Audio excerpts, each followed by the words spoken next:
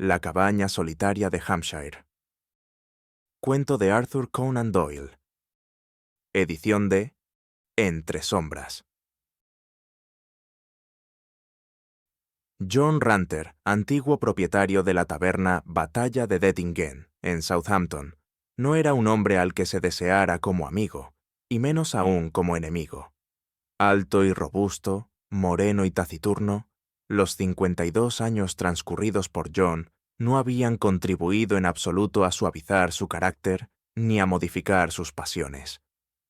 Quizás la mala fortuna que lo acompañó a lo largo de la vida tuvo algo que ver con su aspereza, pero esta misma mala fortuna se debía generalmente a su temperamento violento y testarudo. De joven se peleó con sus padres y los abandonó. Tras ascender en la vida, hasta cierto punto, se enamoró de una cara bonita y se casó con una mujer tímida y sin carácter, que fue más una carga que una ayuda. Fruto de esta unión fue un solo hijo, pero John Ranter golpeó brutalmente al muchacho por una ofensa sin importancia, y éste huyó al mar como camarero, y se informó que se ahogó en el gran naufragio del Queen of the West. Desde entonces, el tabernero fue decayendo rápidamente. Ofendía a sus clientes con su temperamento taciturno y hosco, y dejaron de frecuentar la Batalla de Dettingen, hasta que finalmente se vio obligado a vender el negocio. Con las escasas ganancias, compró una casita en la carretera de Portsmouth a Southampton, a unas 3 millas de esta última ciudad, y se instaló con su esposa en una existencia sombría y misántropa. Se contaban historias extrañas sobre aquella cabaña solitaria, con sus paredes de ladrillo visto y su gran techo de paja, bajo el cual las ventanas con cristales romboidales parecían mirar con el ceño fruncido a los transeúntes. Los carreteros de las posadas de carretera hablaban del hombre de rostro moreno y pelo canoso que holgazaneaba todo el día en el pequeño jardín contiguo a la carretera, y del rostro pálido y paciente que a veces los observaba a través de la puerta entreabierta. También había cosas más siniestras de las que hablar, voces furiosas, el sordo ruido de los golpes y los gritos de una mujer angustiada. Por muy cansados que estuvieran los caballos, se les azuzaba al trote cuando, al anochecer, se acercaban a la puerta de madera que conducía a aquella morada de mal agüero. Una hermosa tarde de otoño, John Ranter se recostó en aquella misma puerta y fumó meditabundo su pipa de arcilla negra. Reflexionaba sobre su futuro. ¿Debería seguir viviendo como hasta ahora o invertir el escaso capital que tenía en algún intento por mejorar su fortuna? Su vida actual, si bien poco ambiciosa, al menos era segura. Era posible que lo perdiera todo en una nueva aventura. Sin embargo, por otro lado, John sentía que aún conservaba toda la energía de la juventud, y era tan capaz como siempre de dedicarse a cualquier cosa. Si su hijo, reflexionó, que lo había abandonado 15 años antes, hubiera estado vivo, podría haberle sido de ayuda ahora. Un vago anhelo por las comodidades que había disfrutado en días más afortunados llenaba e inquietaba su mente. Aún le daba vueltas al asunto cuando, al levantar la vista, vio, contra el sol poniente, a un hombre vestido con un largo abrigo gris que bajaba a grandes zancadas por la carretera desde Southampton. No era raro que peatones de todo tipo pasaran por la puerta de John Ranter, y sin embargo, este en particular atrajo su atención de forma inusual. Era un joven alto y atlético, con bigote amarillo y rostro bronceado por el sol y el clima. Su sombrero era peculiarmente holgado, de fieltro suave, y pudo haber sido esto, o quizás el abrigo gris, lo que hizo que el extabernero lo observara con atención. Sobre su hombro, el desconocido llevaba una ancha correa de cuero, a la que iba sujeta una gran bolsa negra, parecida a las que usan los corredores de apuestas en las carreras de caballos. De hecho, la primera impresión de John Ranter fue que el viajero pertenecía a la comunidad de las apuestas. Al acercarse a la puerta, el joven aminoró el paso y miró a su alrededor con incertidumbre. Luego se detuvo y se dirigió a John con una peculiar voz metálica. «Digo, amigo», dijo, «supongo que tendría que caminar toda la noche si quisiera llegar a Portsmouth por la mañana». «Supongo que sí», respondió el otro, hosco, imitando el tono y la pronunciación del desconocido. «Apenas has empezado». «Bueno, eso lo supera todo», dijo el viajero con impaciencia. «Me habría alojado en una posada de Southampton si me hubiera atrevido. Y pensar en pasar mi primera noche en mi país así». «¿Y por qué no te atreves a alojarte en una posada?», preguntó John Ranter. El extraño le guiñó uno de sus astutos ojos a John. «No hay mucha distancia entre un posadero y un ladrón», dijo. «De todos modos, no la hay en California, y supongo que la naturaleza humana es naturaleza humana en todo el mundo. Cuando tengo algo que vale la pena conservar, me mantengo alejado de las posadas». «Oh, tienes algo que vale la pena conservar, ¿no?», se dijo el viejo misántropo, y relajó la severidad de sus rasgos lo más que pudo, y miró con el rabillo del ojo la bolsa de cuero negra. «Verá, es por aquí», dijo el joven confidencialmente. «He estado excavando, primero en Nevada y luego en California, y me he hecho rico, y además, apuesto a que sí. Cuando reconocí que ya había hecho mi fortuna, me dirigí a casa en el Mary Rose de Frisco, a Southampton. Llegó a las 3 de hoy, pero esos tiburones de la aduana nos retuvieron hasta las 5 antes de que pudiéramos desembarcar. Al desembarcar, zarpé para Portsmouth, donde conocía a gente. Pero verá, no calculé bien la distancia antes de partir. Además, esta bolsa no es precisamente lo que uno llevaría encima si fuera a pie por una apuesta. «¿Tus amigos te esperan en Portsmouth?», preguntó John Ranter. El joven dejó su bolso y se rió tan fuerte que tuvo que apoyarse en la puerta para no caerse. «Ahí es donde viene el chiste», exclamó. «No saben que me he ido de Estados Unidos». «Oh, ese es el chiste, ¿verdad?». «Sí, ese es el chiste. Verá, todos estaban desayunando, o cenando, según fuera el caso, y yo me abrí paso, levanté esta bolsa y la abrí, y ¡zas!, cayó todo sobre la mesa». Y el joven volvió a reírse con ganas ante la idea. «¿Todo qué?», preguntó John. «Bueno, claro, de ojeras, dólares, ya sabes». «¿Y quieres decir que llevas toda tu fortuna en oro?», preguntó Ranter con asombro. «Toda mi fortuna». «No, jefe, creo que no. La mayor parte está en pagarés y acciones y ya están todos guardados. Son solo $800 que reservé para esta misma jueguita de la que hablé. Pero supongo que no tiene sentido intentar llegar esta noche, y después de todo, tendré que confiar en una posada». «No hagas eso», dijo el anciano con seriedad. «Son gente ruda en las posadas de por aquí, y muchos marineros pobres se encontraron con los bolsillos tan vacíos por la mañana como el día que zarparon. Busca a un hombre honesto y pídele alojamiento. Es lo mejor que puedes hacer». «Bueno, amigo, creo que me he perdido en este barrio», dijo la cazafortunas. «Si pudiera orientarme sobre algún puesto como el que menciona, le estaría agradecido». «Pues, ya que estamos», dijo John Ranter, «tenemos una cama libre, y nos alegraría mucho que pasaras la noche en ella. Mi esposa y yo somos gente sencilla, pero en cuanto a fuego y una cena caliente, eres muy bienvenido, tanto a lo uno como a lo otro». «Bueno, no se puede decir nada más justo», respondió el viajero, y caminó por el pequeño camino de grava con su compañero, mientras la sombra de la noche se extendía lentamente sobre el paisaje y el búho ululaba tristemente en el bosque vecino.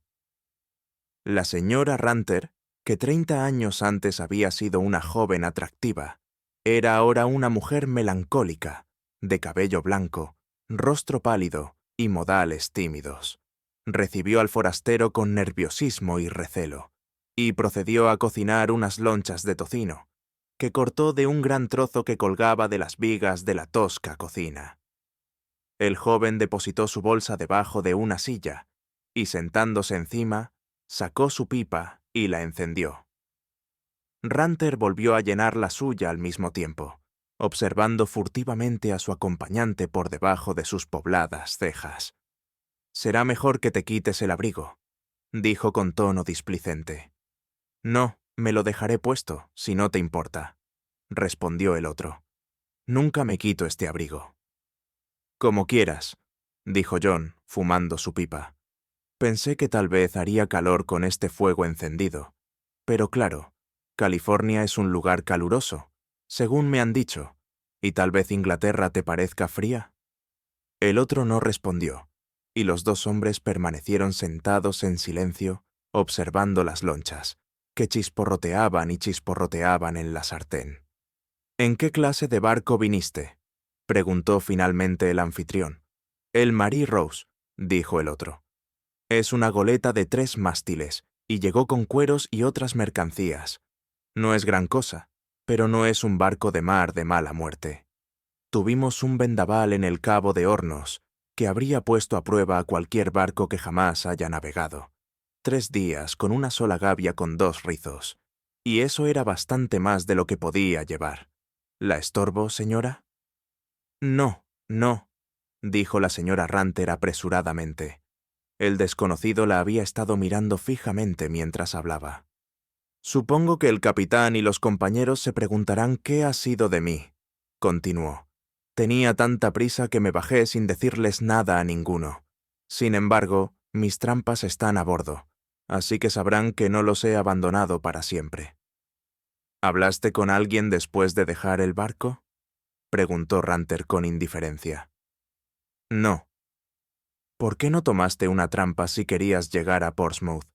Amigo, nunca has desembarcado de un largo viaje por mar. Si no, no me harías esa pregunta. Estirar las piernas y seguir estirándolas es el mayor placer que puedes tener. Habría seguido adelante sin problema si la luz hubiera aguantado». «Estarás mucho mejor en una cama cómoda», dijo Ranter. «Y ahora que la cena está lista, comencemos. Aquí tienes cerveza en la jarra y whisky en la botella, así que es tu culpa si no te sirves».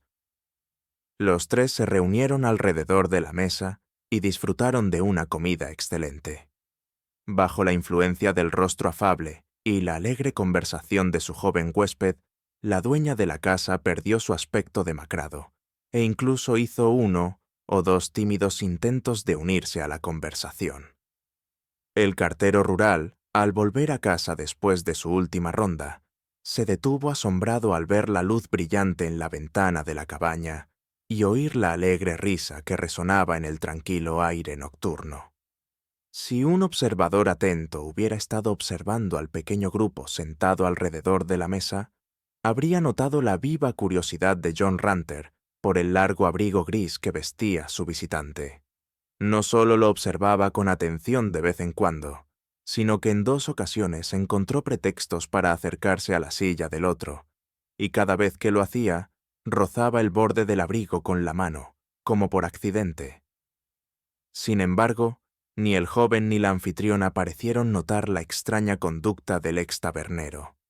Después de cenar, los 2 hombres acercaron sus sillas al fuego una vez más, mientras la anciana retiraba los platos. La conversación del viajero giró principalmente en torno a las maravillas de California y de la gran república en la que había pasado la mayor parte de su vida. Habló también de las fortunas que se amasaban en las minas, y del oro que podía encontrar quien tuviera la suerte de encontrarlo, hasta que los ojos de Ranter volvieron a brillar al escucharlo. «¿Cuánto se necesitaría para llegar hasta allí?», dijo.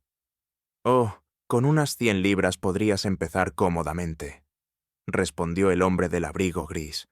«Eso no parece mucho». «No entiendo por qué alguien debería quedarse en Inglaterra mientras se puede ganar dinero allí», comentó el minero.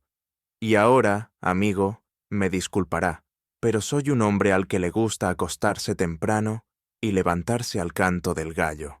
Si su señora me mostrara mi habitación, se lo agradecería. ¿No quieres otro whisky? ¿No? Ah, bueno, buenas noches. Lizzie, Le enseñarás al señor... Señor Goodall, dijo el otro. Acompañarás al señor Goodall a su habitación. Espero que duermas bien. Siempre duermo profundamente, dijo el hombre del abrigo gris, y asintiendo con la cabeza, subió pesadamente, con la bolsa en la mano, la escalera de madera, mientras la anciana avanzaba trabajosamente con la luz delante de él. Al marcharse, John Ranter metió ambas manos en los bolsillos del pantalón, estiró las piernas y miró con tristeza el fuego, frunciendo el ceño y con los labios entreabiertos. Muchos pensamientos le cruzaban la mente, tantos que no oyó a su esposa volver a entrar en la cocina, ni le respondió cuando ella le habló. Eran las 10:30 cuando el visitante se retiró, y a las 12 John Ranter seguía inclinado sobre el montón de cenizas humeantes, con la misma expresión pensativa. Solo cuando su esposa le preguntó si no se iba a la cama, pareció recobrar la consciencia. «No, Lizzie», dijo, en un tono más conciliador de lo habitual. «Nos quedaremos despiertos un rato esta noche». «Está bien, John», dijo la pobre mujer con una sonrisa de alegría. Hacía muchos años que no le pedía su compañía. «¿Está bien arriba?» «¿Quién? Ah, ¿el señor Goodall?» «Sí, lo acompañé a la habitación de invitados». «¿Crees que está dormido?» «Supongo que sí, John. Lleva allí casi 1 hora y media. ¿Hay una llave en la puerta?» «No, querida, pero ¿qué preguntas más raras haces?» John Ranter guardó silencio durante un rato. «Lizzie», dijo por fin, tomando el atizador y jugando con él nerviosamente. «Nadie en el mundo sabe que ese hombre vino aquí esta noche. Si no nos dejara nunca más, nadie sabría qué fue de él ni se molestaría en buscarlo». Su esposa no dijo nada, pero palideció hasta los labios. «Tiene $800 en esa bolsa, Lizzie, lo que equivale a más de 150 libras de nuestro dinero. Pero tiene más que eso. Tiene trozos de oro cosidos en el forro de su abrigo gris. Por eso no se molestó en quitárselo. Vi los botones y también los toqué. Ese dinero, mi niña, nos alcanzaría para irnos a los dos al mismo país donde recogió todo esto». «¡Por Dios, John!», gritó su esposa, arrojándose a sus pies y abrazándole las rodillas. «Por mí, por nuestro hijo, que podría tener más o menos la edad de este joven. No pienses más en esto. Somos viejos, John, y ricos o pobres, en pocos años regresaremos a nuestro hogar eterno. No te vayas con la mancha de sangre. Oh, perdónalo. Hemos sido malos, pero nunca tan malos como esto». Pero John Ranter seguía mirando el fuego por encima de la cabeza de su esposa, y la firme severidad de sus rasgos no se relajó ni un instante. Al mirarlo a los ojos, le pareció que una expresión nueva y extraña se había apoderado de ellos, como nunca antes había visto. La mirada siniestra y espeluznante de la bestia de presa. «Esta es una oportunidad», dijo, «como nunca se nos presentaría. ¿Cuántos se alegrarían de tenerla? Además, Lizzie, es mi vida o la de este hombre. ¿Recuerdas lo que dijo el doctor Cousins de mí cuando estábamos en Portsea? Era propenso a la apoplejía», dijo, «y la decepción, las dificultades o el dolor podían provocarla. Esta miserable vida tiene suficiente de las tres. Ahora, si tuviéramos el dinero, podríamos empezar de nuevo, y todo iría bien.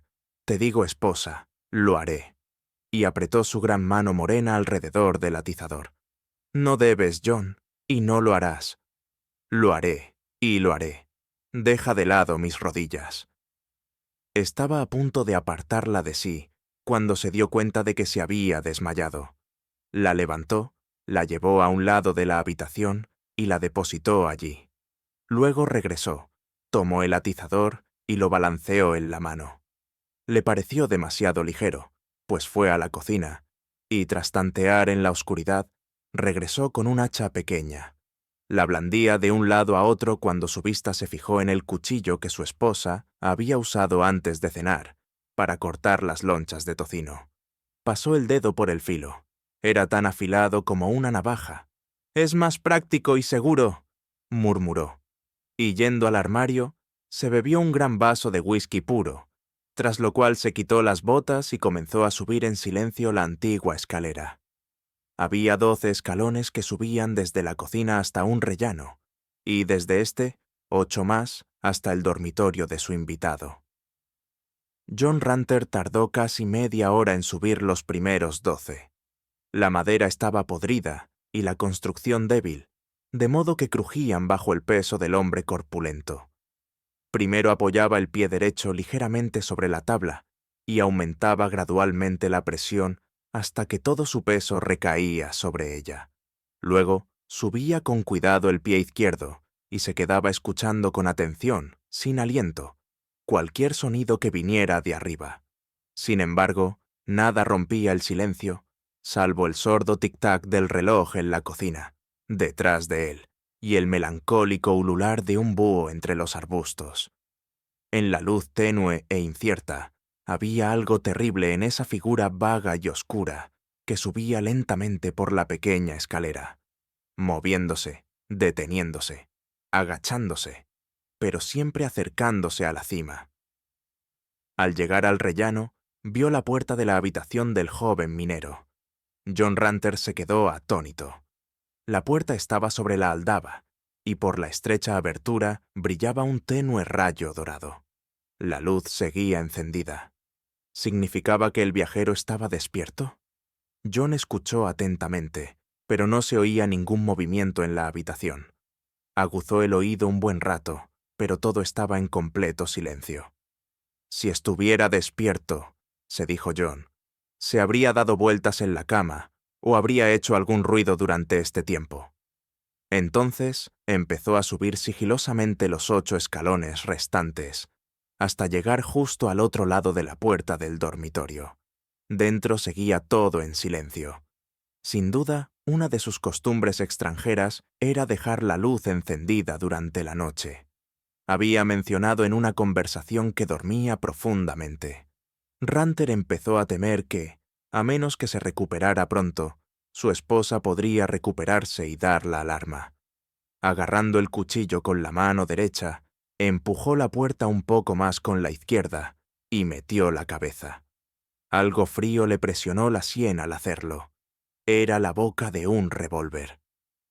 «Pase, John Ranter», dijo la voz tranquila de su invitado. «Pero primero suelte el arma, o me veré obligado a disparar. Está a mi merced.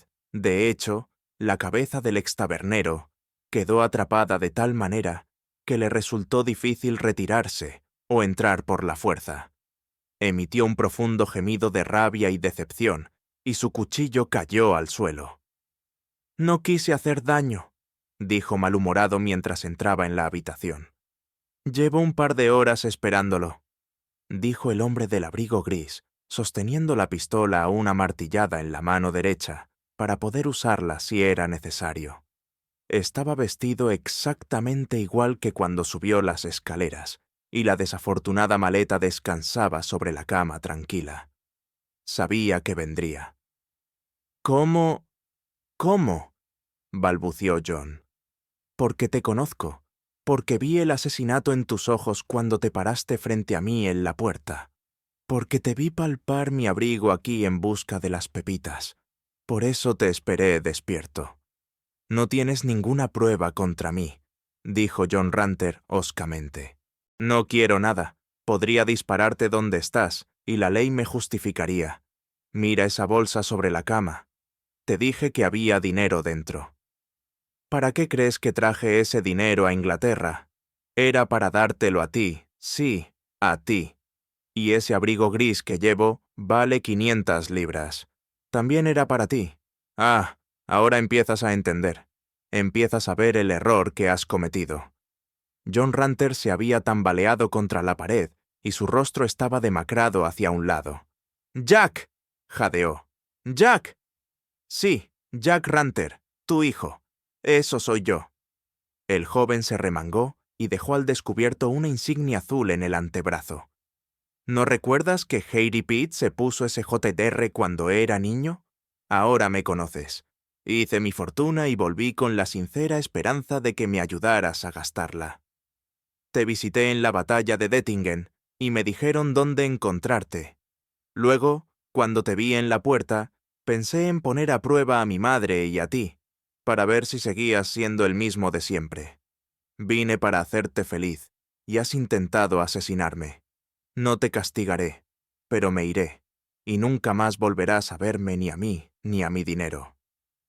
Mientras el joven pronunciaba estas palabras, una serie de espasmos y horribles contorsiones recorrieron el rostro de su padre, y al oír estas últimas palabras, dio un paso al frente, alzando las manos por encima de la cabeza, y cayó al suelo con un grito ronco.